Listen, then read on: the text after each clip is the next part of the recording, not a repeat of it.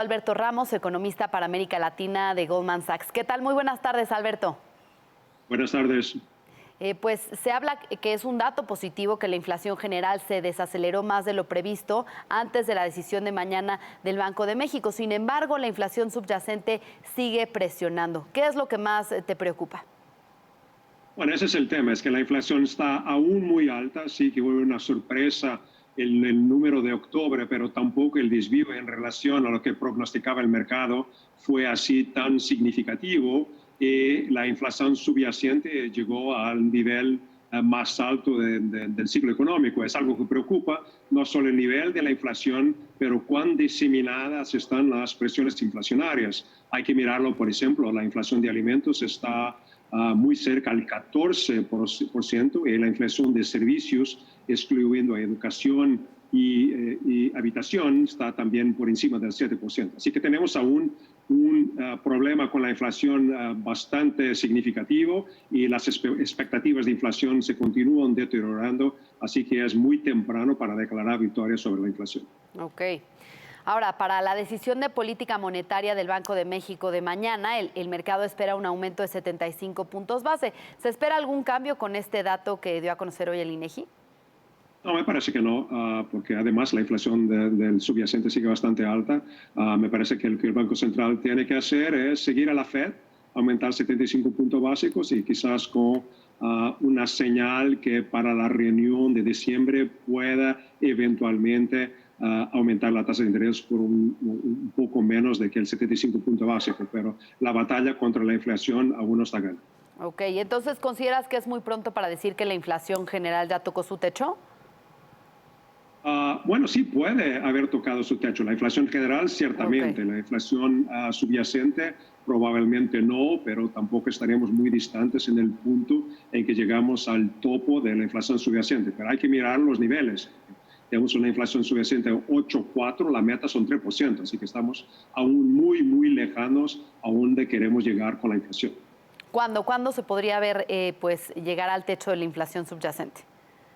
Yo te diría que un par de meses, si no hay más shocks adversos sobre la formación de precios, podemos tener una inflación que llega a su punto más alto, pero el problema ahora es la velocidad a que empieza a desacelerar la inflación, porque fuerzas inerciales probablemente van a mantener la inflación aún bastante presionada, no al nivel que tenemos hoy. Hay a haber un proceso gradual de desinflación, pero eso va a tomar un buen par de años para que la inflación se va a realinear con la meta del 3%. Bien.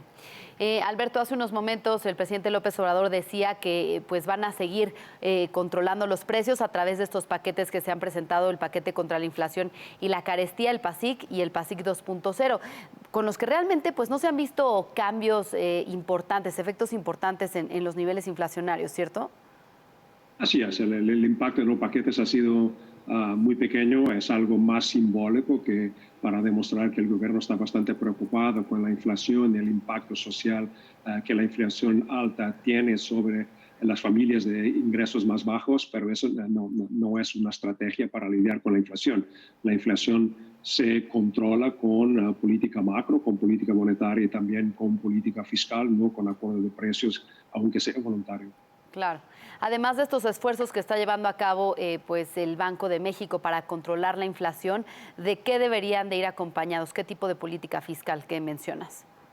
Bueno, es importante que la política fiscal u otro tipo de política, la política de precios, la política de salario mínimo, estén todos enfocados en el objetivo principal en este momento, que es bajar la inflación. Aténtese que la inflación en sí es un impuesto regresivo sobre las familias de bajo ingreso. Así que acertar la política macro, incluyendo la política monetaria, para bajar la inflación, es indirectamente hacer política social. O sea, es importante que por lo menos no tenemos así una política fiscal que tenta un poco compensar el efecto de la política monetaria, que estemos bastante alineados, que el objetivo principal del corto plazo es bajar la presión inflacionaria. Claro.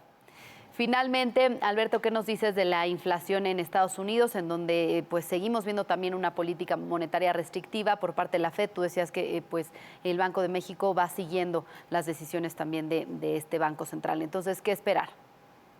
Bueno, la situación aquí, la inflación también está bastante alta, bastante diseminada. y la Fed tiene una postura monetaria mucho más acomodativa que es la de Banco de México. Así que la política monetaria de Estados Unidos está mucho más rezagada, incluyendo la contribución de la política fiscal también mucho menos adecuada para la tarea de bajar la inflación.